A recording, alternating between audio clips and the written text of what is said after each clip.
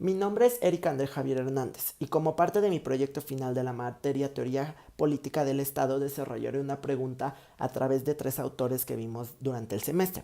En este sentido, como parte de este proyecto final, la pregunta que me he planteado es: ¿en el Estado mexicano rige la justicia? Para mi análisis me permití utilizar 3 autores: Platón, Aristóteles y Rawls. Iniciando con Platón, dentro de su obra La República, en sus primeros capítulos establece que la justicia es universal y que va más allá de un concepto, es un conjunto de condiciones y prácticas. Para él, una persona y ciudad justa es una virtuosa. Dentro de la misma obra establece que debe de haber una especialización de oficios y especialmente una educación integral que permita tanto un gobierno como ciudadanos justos.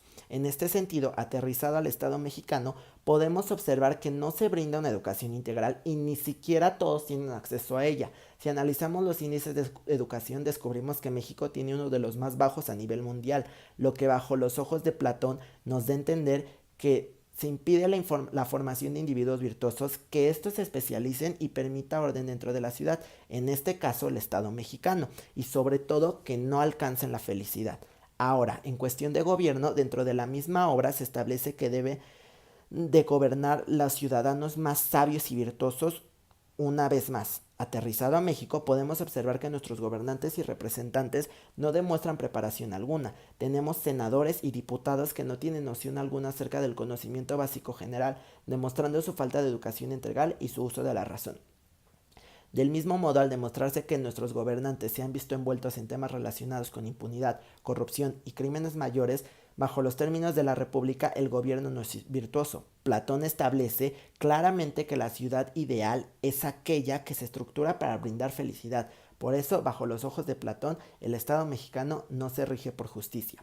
Ahora, tomando a Aristóteles y su obra La Política, el autor de inicio a su obra estableciendo que para el bien de la ciudad es necesaria una justicia social, esto con la finalidad de que exista una estabilidad del poder. Al igual, establece dentro de la política la importancia del comercio, la igualdad de bienes y la propiedad individual. Dada esta información, a Aristóteles se le adjudica el uso de la justicia distributiva y de la conmutativa. Es primordial hablar sobre la justicia social y la ética y el equilibrio virtuoso aterrizado en México.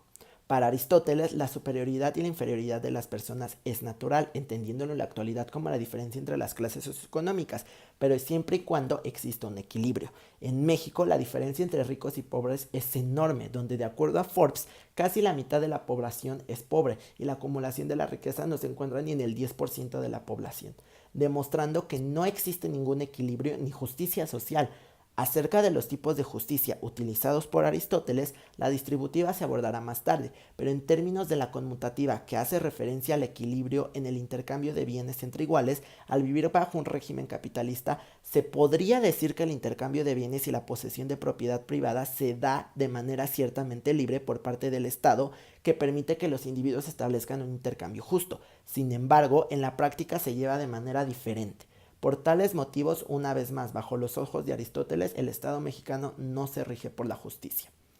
Por último, Rawls retoma la justicia distributiva de Aristóteles y en su obra Justice as Fairness establece un concepto diferente al de la justicia al que se había manejado e impone 2 principios básicos en la justicia basados en la justicia distributiva. Estos son, en primer lugar, el principio de igualatoriedad, que determina que dentro de una actividad todos los miembros deben de gozar de los mismos derechos.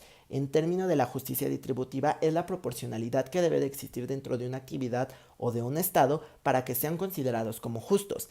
El segundo principio es la excepción a la primera regla, en la que se determina que puede existir desigualdad y seguir siendo justo siempre y cuando esa desigualdad beneficie a los menos aventajados dentro del estado o la actividad.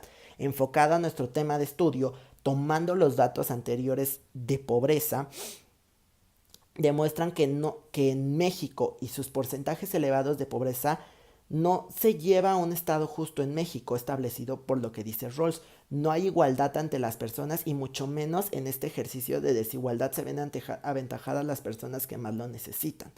Por tal motivo, una vez más, bajo los ojos de este autor, no hay igualdad, no se rige el Estado mexicano por la igualdad.